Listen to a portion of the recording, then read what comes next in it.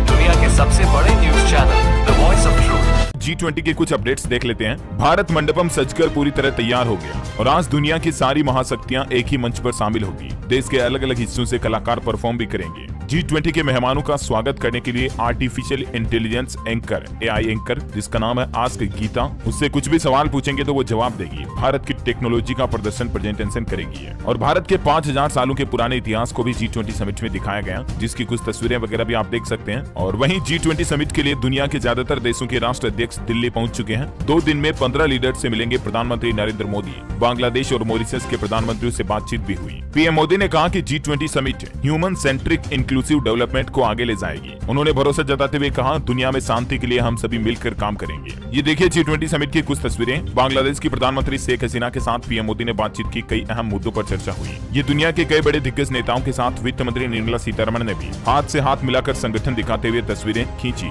Canada के प्रधानमंत्री Justin Trudeau भी देर रात भारत पहुंचे। ये सऊदी अरब के फाइनेंस मिनिस्टर मोहम्मद अब्दुल्ला अब्दुल अजीज है। ये यूरोपियन यूनियन की प्रेसिडेंट उर्सुला वॉन डेर, ये इंटरनेशनल मॉनेटरी फंड यानी IMF की मैनेजिंग डायरेक्टर क्रिस्टलिना है और ये है ब्रिटेन के प्रधानमंत्री ऋषि सुनक। इन्हें तो आप सभी जानते ही होंगे क्योंकि ये तो भारतीय मूल के हैं। ये तस्वीर है अमेरिका के जॉइंट बेस एंड्रूज की, जहां से अमेरिकी राष्ट्रपति जर्मनी के लिए रवाना हुए हैं और फिर जर्मनी से भारत पहुंच चुके हैं। जापान के प्रधानमंत्री फूमियो, अर्जेंटीना के राष्ट्रपति समेत कई दिग्गज नेताओं का राजधानी दिल्ली में बच्चों ने सांस्कृतिक नृत्य करके उनका स्वागत भी किया। देखिए ब्रिटेन के प्रधानमंत्री ऋषि सुनक भारत पहुंचते ही, नई दिल्ली पहुंचते ही कहे कि मुझे हिंदू होने पर गर्व है। G20 भारत के लिए एक बड़ी सफलता है। ऋषि ने कहा कि भारत आकर मुझे बेहद खुशी हुई। इतना ही नहीं, उन्होंने FTA रूस यूक्रेन युद्ध पर भी बेबाक राय रखी और बोले कि मैं गौरवान्वित हिंदू हूँ। ऋषि सुनक ने कहा, खालिस्तानियों की हिंसा कट्टरता बर्दाश्त नहीं होगी। भारत से इंटेलिजेंस शेयरिंग जारी रहेगी और G20 हिंदुस्तान के लिए बड़ी कामयाबी है। ये कहना है ब्रिटेन के प्रधानमंत्री ऋषि सुनक का। इतना ही नहीं दोस्तों, उन्होंने जय सिया राम के नारे भी लगाए और ऋषि सुनक अक्षरधाम मंदिर भी जाएंगे घूमने के लिए। यहाँ भगवान स्वामी नारायण के दर्शन करेंगे। और वहीं देखिए बड़ी खबर, G20 समिट का एक बड़ा फैसला। भारत के प्रस्ताव पर दुनिया के सभी प्रमुख देशों ने G20 में अफ्रीकन यूनियन को भी शामिल करने पर सहमति जताई। बड़ी खबर है, G20 से पहले वर्ल्ड बैंक ने बांधे भारत की तारीफों के पुल। कहा 50 साल का काम भारत ने 6 साल में कर दिखाया। वर्ल्ड बैंक की इस तारीफ पर प्रधानमंत्री नरेंद्र मोदी ने कहा कि ये इनोवेशन का रिजल्ट है। G20 के बाद पीएम मोदी ने ट्विटर पर अपनी DP भी बदली, भारत मंडपम की तस्वीर लगाई। और अमेरिका के राष्ट्रपति जो बाइडेन भी दिल्ली पहुंच चुके हैं। शाम को उन्होंने पीएम मोदी से मुलाकात की और ये कुछ तस्वीरें आप देख सकते हैं। यूएस प्रेसिडेंट का खुद प्रधानमंत्री नरेंद्र मोदी ने स्वागत किया। दोनों के बीच बातचीत हुई। पीएम मोदी ने कहा कि कई अहम मुद्दों पर बातें हुई। दोनों देशों के रिश्ते अब और ज्यादा मजबूत होंगे। अमेरिकी राष्ट्रपति और पीएम मोदी की मुलाकात की कुछ तस्वीरें आप देख सकते हैं। और वहीं G20 शिखर सम्मेलन के लिए भारत पहुंची इटली की प्रधानमंत्री जियोर्जिया मेलोनी भी। और देखिए दोस्तों, राजधानी दिल्ली में 3 दिन के लिए मानो लॉकडाउन सा लग गया। इतनी सुरक्षा कड़ी व्यवस्थाएं की गई हैं। ये रूस नहीं बल्कि दिल्ली है। सुरक्षा व्यवस्थाएं देखकर आप भी चौंक जाएंगे। ड्रोन हमले से निपटने के लिए भी DRDO ने सिस्टम तैनात किया, जिसकी तस्वीर आप देख सकते हैं। और ये देखिए जरा दिल्ली की कुछ तस्वीरें, आपको लगेगा मानो लॉकडाउन लग गया दिल्ली में। सड़कों पर पसरा सन्नाटा। जबरदस्त सुरक्षा इंतजाम के साथ दिल्ली में पूरी में ट्रैफिक अभी खाली हो चुका है। ये तस्वीरें देखकर आप अंदाजा लगा सकते हैं कि राजधानी में इतनी भीड़ जो रहती है वो अभी कितनी सुनसान सी हो गई है। दिल्ली के सभी बॉर्डर पर कमर्शियल वाहनों की एंट्री भी 10 सितंबर तक बंद कर दी गई है। और इसी बीच एक बड़ी खबर आती दोस्तों, स्पेन के राष्ट्रपति को कोरोना हो गया, इसलिए वो G20 शिखर सम्मेलन में नहीं आ पाए और इस सम्मेलन से हटने वाले तीसरे विश्व नेता भी बन चुके हैं। और एक बड़ी खबर देखिए, अमेरिका और सऊदी के साथ रेल पोर्ट डील में शामिल होगा भारत। मिडिल ईस्ट में चीन को काउंटर करने के लिए नई स्ट्रेटेजी बनाई गई है। G20 के दौरान इन मुद्दों पर भी चर्चा होगी, है ना। तो ये कुछ G20 को लेकर देश में माहौल और अपडेट चला।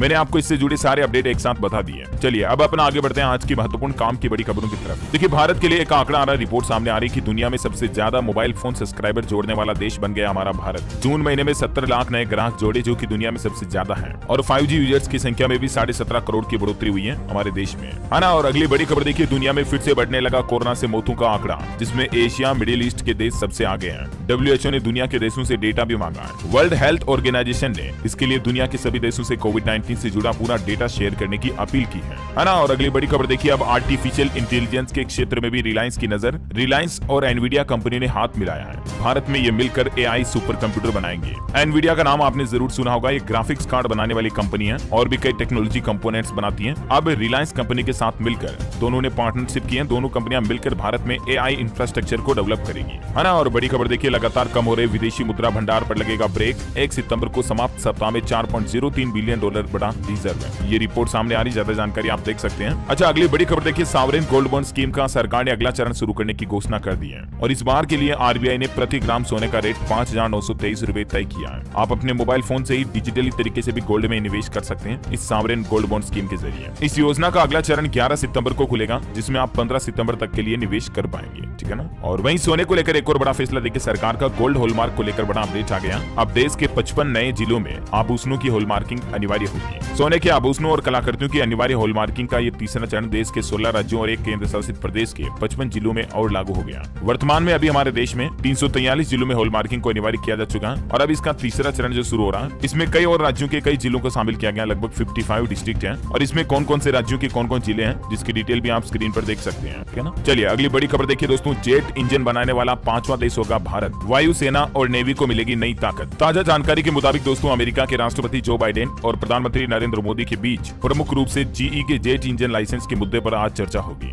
G20 शिखर सम्मेलन में। और वैसे बड़ी खबर आ रही पंजाब में देखिए, G20 के विरोध में सड़कों पर उतरे किसान भाई लोग। केंद्र सरकार की नीतियों के खिलाफ 16 किसान संगठनों ने 90 जगहों पर फूंके पीएम के पुतले। और एक खबर है कि भारत में G20 पर भड़के खालिस्तानी। देखिए आप, रेफरेंडम की वोटिंग सरकार ने की कैंसिल। कनाडा में एक मंदिर की दीवार पर पीएम को लिखा आतंकी भी। अच्छा, अगली बड़ी खबर देखिए, 6 राज्यों की 7 विधानसभा सीटों के उपचुनाव के नतीजे आ चुके हैं। किस किस सीट में किस राजनीतिक पार्टी की जीत हुई, इसके कंप्लीट डेटा आप इस टेबल में देख सकते हैं। उत्तर प्रदेश, उत्तराखंड, पश्चिम बंगाल, त्रिपुरा, केरल और झारखंड, इन 6 राज्यों की 7 विधानसभा सीटों पर टोटल ये चुनाव हुए, उपचुनाव, जिनमें से 3 में भाजपा जीती, एक कांग्रेस, एक सपा और बाकी जामुजो और टीएमसी। चलिए बड़ी खबर आ रही, मणिपुर राज्य में फिर से हिंसा फैली, 2 लोगों की जान चली गई, 50 से ज्यादा घायल हो गए। मणिपुर के तेंगनोपाल में 2 जगह पर फायरिंग भी हुई, भीड़ ने सुरक्षा बलों का रास्ता रोका, तनाव बरकरार है। और टेक्नोलॉजी से बड़ी खबर देखिए, व्हाट्सएप ग्रुप की प्राइवेसी पहले से अब ज्यादा बेहतर होगी। बिना नाम रखे आप अपना व्हाट्सएप ग्रुप बना सकेंगे। व्हाट्सएप कम्युनिटी के लिए कंपनी ये नया फीचर पेश करने वाली है, जिससे एटलीस्ट यूजर की प्राइवेसी ज्यादा सिक्योर होगी, है ना। और दोस्तों अभी तो अपन कुछ और महत्वपूर्ण और काम की खबरें देखेंगे, लेकिन इससे पहले आज के मौसम समाचार पर नजर डाल लेते हैं। आगे बढ़ते देखिए आप, मध्य प्रदेश, गुजरात समेत कई राज्यों में भारी बारिश की संभावना है। महाराष्ट्र के 8 जिलों में येलो अलर्ट है। हिमाचल प्रदेश में लैंडस्लाइड से नेशनल हाईवे भी बंद हो गया। देखिए कुछ राज्यों के हालात, मध्य प्रदेश मानसून अपडेट, भोपाल, इंदौर समेत 24 जिलों में बारिश की चेतावनी, आकाशीय बिजली गिरने से 3 लोगों की जान भी चली गई मध्य प्रदेश में। बिहार में पटना समेत 5 जिलों में झमाझम बारिश हो रही है। 34 जिलों में बारिश बिजली का अलर्ट है। हरियाणा के 9 जिलों में बारिश का येलो अलर्ट, 40 किलोमीटर की रफ्तार से हवाएं चलेगी। सितंबर में अब तक 57% कम बरसे बादल। उत्तर प्रदेश में देखिए, झांसी में देर शाम जोरदार बारिश हुई। अयोध्या में बिजली गिरने से 2 लड़कों की जान चली गई और यूपी के 24 जिलों में अभी भारी बारिश का अलर्ट है। पंजाब के भी कई शहरों में 5 दिनों तक मौसम सूखा रहेगा, हालांकि इसके बाद हल्की बारिश हो सकती है, ये कहना मौसम विभाग का। और हिमाचल में देखिए दोस्तों, किन्नौर जिला देश दुनिया से ही कट गया। रामपुर किन्नौर नेशनल हाईवे के 200 मीटर हिस्से पर पूरा पहाड़ गिर गया। कई दिनों तक खुलने की उम्मीद नहीं है। हिमाचल में इस मानसून सीजन में अब तक 2560 घर रह गए, 265 की जान चली गई और अभी भी मौसम विभाग ने 14 तारीख तक मौसम खराब रहने का पूर्वानुमान जारी किया है। और इसी बीच स्काईमेट वेदर की रिपोर्ट के मुताबिक अगले 24 घंटों के दौरान मौसम की संभावित गतिविधियां क्या रहने वाली हैं, तो आप इस इंडिया के मैप में देख सकते हैं कहां-कहां मध्यम और कहां-कहां भारी बारिश होने की संभावना है ना। और चलिए सराफा बाजार पर नजर डालते हैं। देखिए सोने की कीमत में तेजी आई। आज का लेटेस्ट रेट क्या चल रहा है? सोने की कीमत में 150 रुपए की बढ़ोतरी के बाद 24 कैरेट 10 ग्राम सोने का रेट 60,150 रुपए प्रति 10 ग्राम चल रहा है। और वहीं चांदी के रेट की बात करें तो चांदी का भाव स्थिर रहा, 74,100 रुपए प्रति किलोग्राम चांदी का रेट चल रहा है ना। और चलिए मौसम के बाद देश से जुड़ी कुछ और महत्वपूर्ण बड़ी खबरें देखते हैं, लेकिन इससे पहले एक श्रद्धांजलि। जेलर फिल्म के एक्टर जी मारीमुथु का निधन हो चुका है। 56 साल की उम्र में इन्होंने दुनिया को अलविदा कहा। ईश्वर इनकी आत्मा को शांति दे। और खेल समाचार पर बड़ी खबर है दोस्तों, भारत पाकिस्तान के अगले मैच पर भी बारिश का खतरा मंडरा रहा, इसलिए रिजर्व डे घोषित कर दिया। 10 सितंबर को जहां रुकेगा 11 को वहीं से मैच खेला जाएगा। बड़ी खबर है, चीन में आईफोन बैन करने के बाद रिपोर्ट सामने आ रही। देखिए एप्पल कंपनी के शेयर में भी गिरावट देखी गई और 2 दिन में ही करीब एप्पल का स्टॉक 6% तक टूटा। चीन में आईफोन की बिक्री में 5% तक गिरावट होने की संभावना है। हाल ही में चीन सरकार ने अपने कर्मचारियों के लिए आईफोन इस्तेमाल न करने की चेतावनी जारी की थी, आपको पता होगा। और वहीं ऑटोमोबाइल इंडस्ट्री से खबर है दोस्तों, हुंडई ने i20 फेसलिफ्ट वर्जन लॉन्च कर दिया 6,99,000 रुपए में। ये प्रीमियम हैचबैक में एडास जैसे एडवांस सेफ्टी फीचर के साथ आएगी। टाटा अल्ट्रोज से इसका कंपटीशन होगा। और वहीं टाटा ने भी न्यू जनरेशन की टाटा नेक्सॉन ईवी को अनवील कर दिया है। ये इलेक्ट्रिक एसयूवी फुल चार्ज करने पर 465 किलोमीटर तक का माइलेज देगी, कंपनी ने ये दावा किया है ना। ना। और वहीं देखिए भारत की जीडीपी पर बड़ी खबर सामने आ रही है। देखिए 2047 तक विकसित देश तो बन जाएगा हमारा भारत, लेकिन इसके लिए भारत को हर साल 8 से 9% तक बढ़ोतरी दर की जरूरत होगी। डेलोइट की तरफ से यह अनुमान लगाया गया, जो कि एक रेटिंग एजेंसी है ना। और वहीं देखिए दोस्तों स्टॉक मार्केट निवेशकों के लिए एक नया नियम ये भी है, एनएसई यानी कि नेशनल स्टॉक एक्सचेंज पर अब WTI क्रूड और नेचुरल गैस का ऑप्शंस भी शुरू होगा।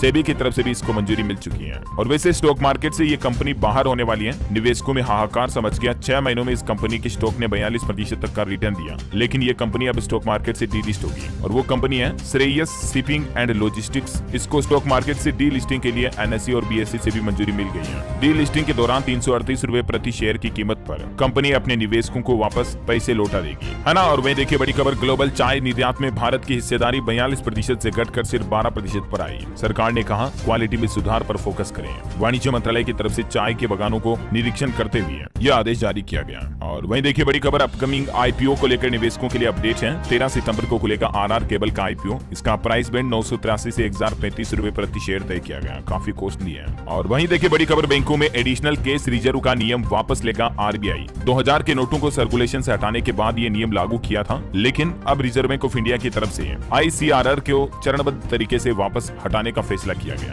है ना। और वहीं देखिए बड़ी खबर, अनंत अंबानी ने उत्तराखंड के मुख्यमंत्री राहत कोष में दान किए 25 करोड़ रुपए। उत्तराखंड के मुख्यमंत्री पुष्कर सिंह धामी ने आभार भी जताया। रिलायंस इंडस्ट्रीज लिमिटेड के डायरेक्टर अनंत अंबानी की तरफ से ये धनराशि दान की गई। चलिए अगली बड़ी खबर है, बैंक अकाउंट खोलना अब और आसान होगा। फेस ऑथेंटिकेशन फीचर से होगी ई-केवाईसी। एयरटेल पेमेंट्स बैंक ने भी ये जल्दी नई सुविधा शुरू करने का ऐलान किया है। एयरटेल थैंक्स ऐप के जरिए आपको ये नई फैसिलिटी का फायदा मिलेगा। अच्छा खबर है दोस्तों, बिहार के दरभंगा के कुछ क्षेत्रों में 9 से 16 सितंबर तक रोजगार मेला लगेगा। 1200 सीटों पर होगी भर्ती। 10वीं पास से लेकर स्नातक तक के युवाओं के लिए ये मौका होगा रोजगार का। वही देखिए बिहार में सरकार ने एक नया प्लान भी बनाया है। अब जेल के अंदर रहकर गैंग नहीं चला सकेंगे कुख्यात अपराधी, क्योंकि जेल के आसपास और अंदर जेमर लगाए जाएंगे, जिसकी वजह से चोरी छुपे फोन से कैदी किसी से बातचीत नहीं कर पाएंगे। और बड़ी खबर देखिए, WWE में वापस हुई ग्रेट खली की वापसी। 6 सालों बाद भारत के इस राज्य में लीजेंड से हुई मुलाकात। खबर है दोस्तों, WWE ने 8 सितंबर को हैदराबाद में सुपरस्टार स्पेक्टेकल लाइव इवेंट का आयोजन किया और ये 6 साल बाद WWE का भारत में पहला इवेंट था। हर मायने में ये काफी ज्यादा खास भी था। और इस इवेंट में द ग्रेट खली ने भी शिरकत की और फैन से बात करते हुए कहा कि टाइगर अभी जिंदा है। इसी के साथ उन्होंने कहा कि अभी मैं एक मैच और लड़ सकता हूं,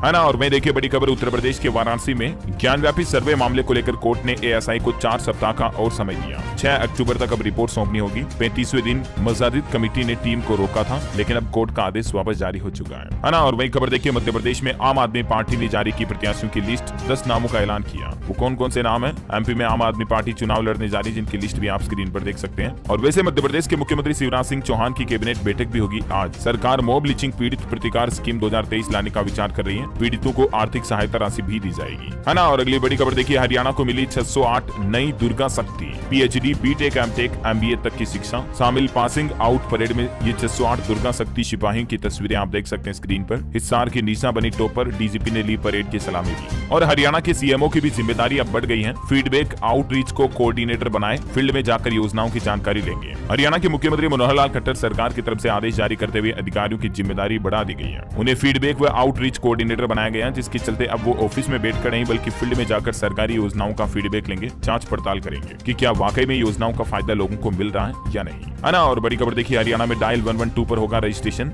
डीजीपी फरीदाबाद पहुंचे, बोले घटना की जानकारी देते समय नाम नंबर भी नहीं बताना होगा, तुरंत एक्शन करेगी पुलिस। और बड़ी खबर देखिए, बिहार के गया में बनेगा देश का सबसे बड़ा धर्मशाला। नए लुक के साथ 1080 बेड का होगा गया जी धर्मशाला। 120 करोड़ रुपए की लागत आएगी।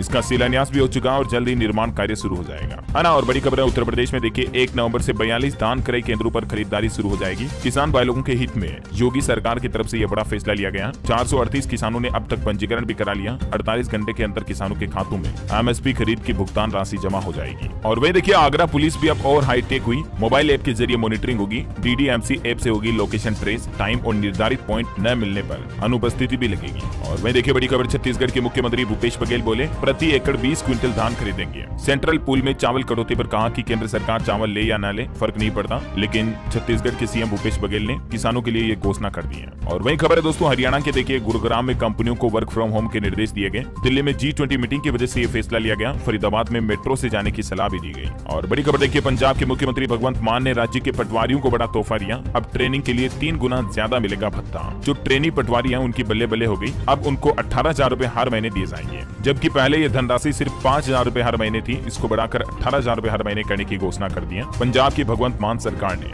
और एक बड़ा फैसला ये लिया, पुलिस भर्ती में ट्रांसजेंडर भी अब शामिल होंगे, सभी वर्ग के लिए शैक्षणिक योग्यता भी बराबर होगी। और इतना ही नहीं, ट्रांसजेंडरों को भी जातीय आरक्षण का लाभ भी मिलेगा। ये मतलब थर्ड जेंडर के लिए पंजाब सरकार की तरफ से वाकई में बहुत अच्छे ऐलान किए गए हैं। इसके साथ ही पंजाब में 710 पटवारियों को नियुक्ति भी थी, ज्वाइनिंग लेटर सौंपे और ये भत्ता बढ़ाने की घोषणा की है ना। और बड़ी खबर है, राजस्थान बीकानेर में बनेगा I start innovation school hub. और राजस्थान के 19 जिलों में सड़क निर्माण के लिए भी गहलोत सरकार ने 232 करोड़ रुपए की धनराशि स्वीकृत कर दी है। मुख्यमंत्री अशोक गहलोत की तरफ से ये कुछ बड़े ऐलान किए गए हैं। और वही खबर है दोस्तों, कल 10 सितंबर को पुण्यदायी शुभ संयोग रहेगा, क्योंकि भादों के रविवार को अजा एकादशी है। इस योग में सूर्य और विष्णु पूजा से समृद्धि और आरोग्य बढ़ता है ना। और आज के राशिफल की बात करें तो देखिए, मेष और धनु राशि वालों की आर्थिक स्थिति में सुधार के योग बन रहे हैं। कुंभ राशि के जातकों को रुका हुआ पैसा मिल सकता है। और वहीं मिथुन राशि के लोग दूसरों की वजह से परेशान हो सकते हैं। तुला राशि के लोग समस्याओं से न भागें, बल्कि उनका सामना करें।